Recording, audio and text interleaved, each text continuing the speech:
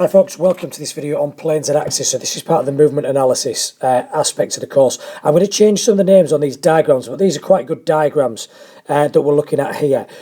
Basically, there are 3 planes and 3 axes. You could be asked about a certain particular sporting movement and then be asked to describe around in which plane and around which axes is this movement taking place. So, firstly, if we look at this diagram on the left hand side here, what we've got is, let's deal with the planes. This is your sagittal plane. So as you can see, this is like a red square that is separating this lady's left half of her body from the right half of her body.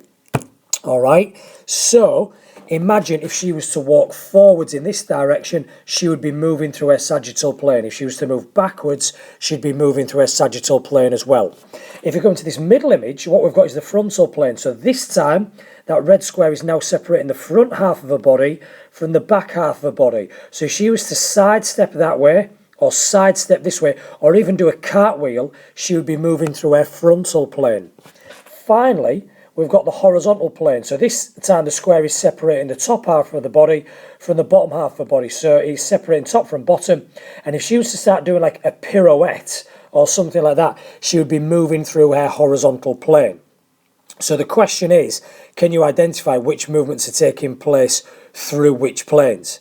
That's what the question is going to be on the exam. Similarly, we've also got these axes that we need to be aware of.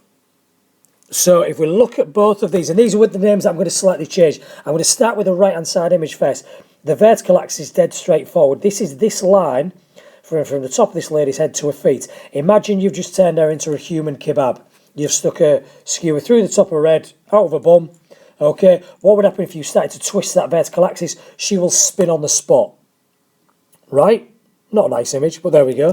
What we've also got here is a horizontal. Just look at this one here. This one is your horizontal. I know it says frontal horizontal.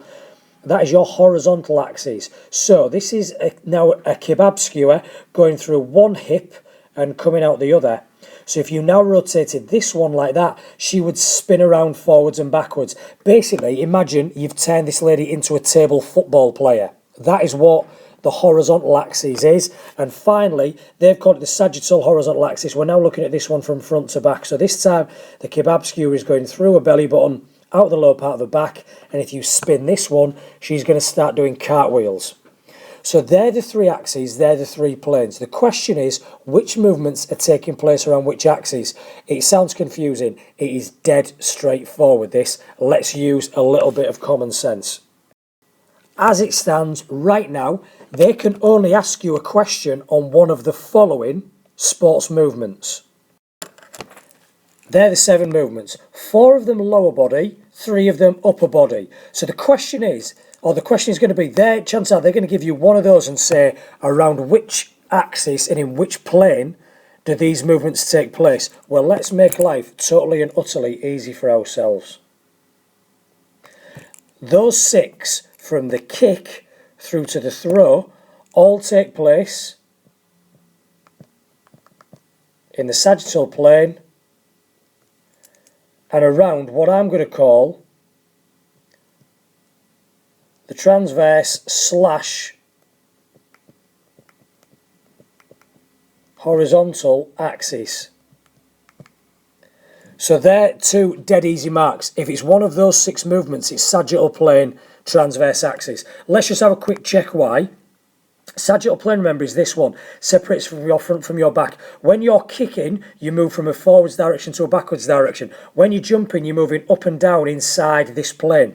When you're squatting up and down inside this plane. When you're running, you're moving forwards and backwards in this plane. When you're doing a push-up, you're laying on the ground, but moving up and down in this plane. And when you're throwing, you're stepping backwards to forwards to throw something in this sagittal plane. Equally, when you are doing each of these movements, you are rotating on your horizontal or transverse axis. You are effectively being turned into a table football player. When you're kicking, you're rotating around your hips. When you're jumping, you're rotating around your hips. When you're squatting, you are. When you're running, you are. When you're doing a push-up and a throw, you're rotating around your hips. So these 6 movements all take place in the sagittal plane and the transverse axis, which leaves only one other option for the final movement, the forehand racket shot. The forehand racket shot, therefore, takes place in the horizontal plane, in the vertical axis. Just picture it a minute.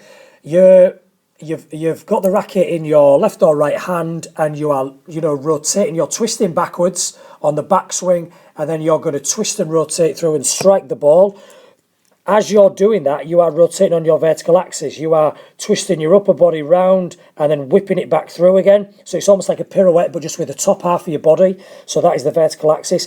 And you're moving in your horizontal plane. Your legs are staying relatively fixed, but the upper body is twisting backwards again and then whipping through in order to play the shot. So they're the only ones you need to know when it comes to planes and axes. So make life easy for yourself and just remember these two here for these 6 movements and these two here just for that one.